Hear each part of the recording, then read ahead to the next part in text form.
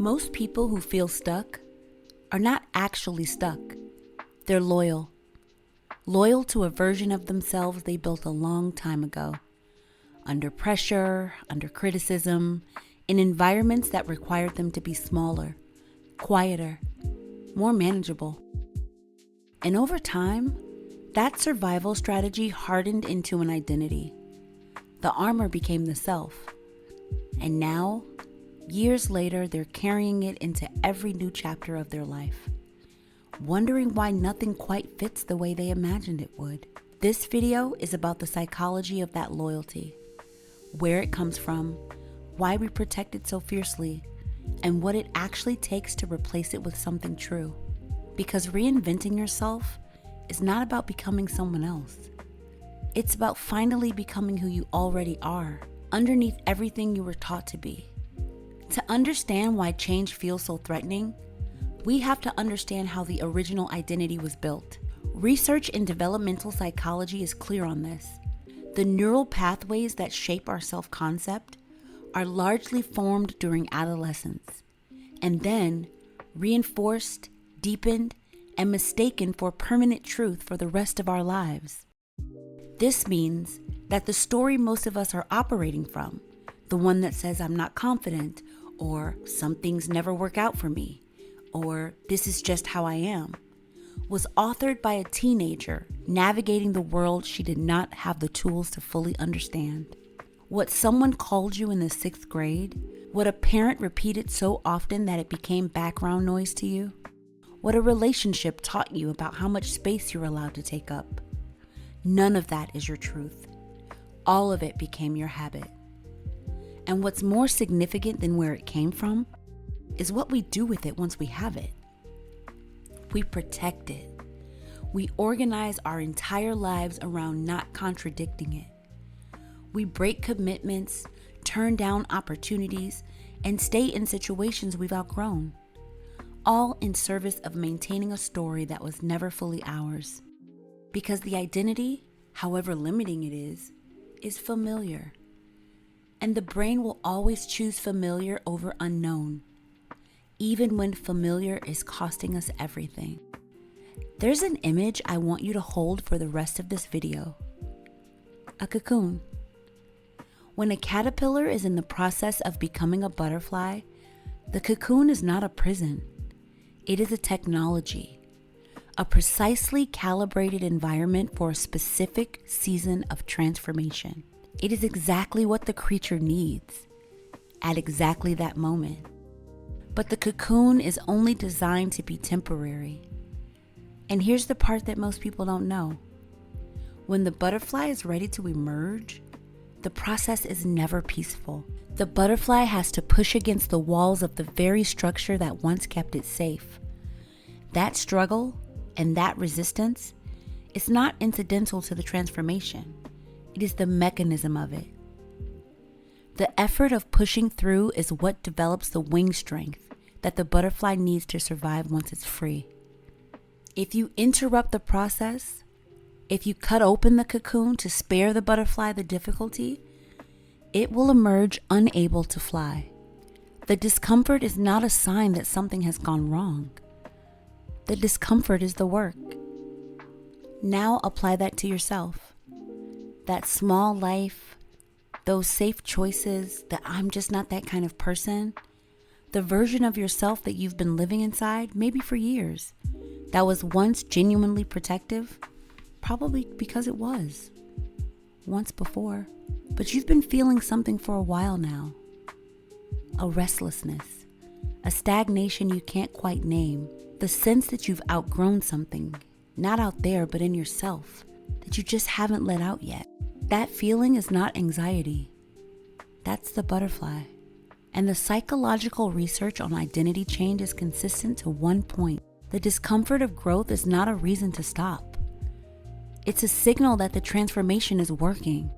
The only path forward is through. And the only way out of the cocoon is to push. There are 2 fundamental orientations a person can operate from, and understanding the difference between them is one of the most clarifying things you can do for your own reinvention. The first one is where power is located outside of yourself. where your life is experienced as something that is happening to you rather than something you're creating, where circumstances and other people and the timing are the primary forces that shape your life, and your role is largely just reacting. People who operate from this place are not weak. They're not unintelligent. They're in the grip of a very specific belief that who they are is a fixed thing, that personality is permanent, that the story built in their adolescence is the final word on what's possible. And the defining behavior of this orientation is this: a person will break any commitment in order to preserve the old identity, the old self. Listen to that again, because it explains a lot. This is why so many capable and beautiful, intelligent women set a clear intention to change their lives, whether it be their health or their relationship patterns or career or even their sense of self. And then, through a quiet series of small decisions, they return back to a familiar version of themselves. They go back to the old them, not because they're weak, because that identity feels like survival, and abandoning that feels less like freedom and more like disappearing. The second orientation is built on a completely different premise. It begins with the understanding that personality is not a fixed truth. It's a history of habits. Habits built under specific conditions for specific reasons that no longer apply. And habits, by definition, can be changed. People operating from this place take full responsibility not for everything that happened to them, but for everything they choose to do next. They see difficulty not as evidence that something is wrong, but as a resistance to build with. They understand that the discomfort of growth and the experience of growth are the same thing. The question is not whether you're capable of this. The question is which orientation you're choosing. Now let's be precise about what reinvention is and is not. It's not a change of scenery or a new place to live. It's not a new boyfriend or a new wardrobe or a new city or a new style. Those things can be expressions of your inner change, but they cannot be the substitutes for it. Real reinvention, the durable kind, requires 3 things. 1, a fundamental shift in how you start to understand identity itself. Personality is not who you are. It is a set of responses that you've developed, largely from fear, largely before you had the perspective to choose differently. Most of us finished assembling our core sense of self sometimes in early teenage years, shaped by what was safe to be in the rooms we were in, not by who we actually wanted to become. When you begin to see that identity as a habit rather than a truth, you give yourself permission to change it. Not permission from someone else, but from you. The second is what we might call ownership. The decision to stop waiting for your circumstances to align perfectly before you begin to live differently. History is full of examples of people who transformed not because their circumstances changed, but because their understanding of themselves changed first. The transformation did not require a breakdown, a rock bottom, or years of preparation.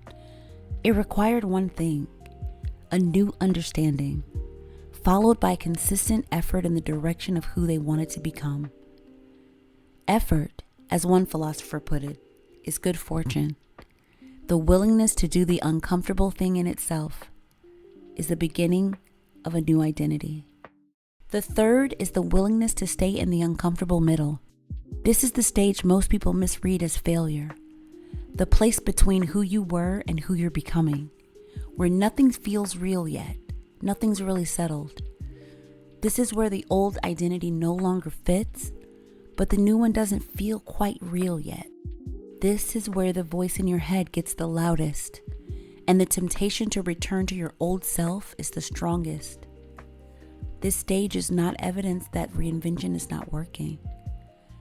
This is the butterfly in the final moments before it emerges. This discomfort is highest precisely because transformation is the closest. Here's what I want you to carry with you. The first lesson is that your personality is never your identity. It is your history.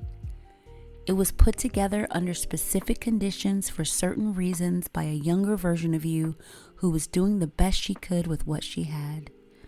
It served its purpose, but you are not required to keep living inside it. The second lesson, the discomfort of change is not a warning, it is a signal. Every meaningful transformation in nature, the butterfly, the snake shedding the skin, the seed cracking open underground, it all involves a period of significant discomfort. Growth is not supposed to feel comfortable. The discomfort is the mechanism and it's not the obstacle. And the third lesson, reinvention does not require you to become someone else. It requires you to stop performing the version of yourself that was built in a world you no longer live in. The woman you're becoming is not a stranger. She's what's been underneath the habits all along.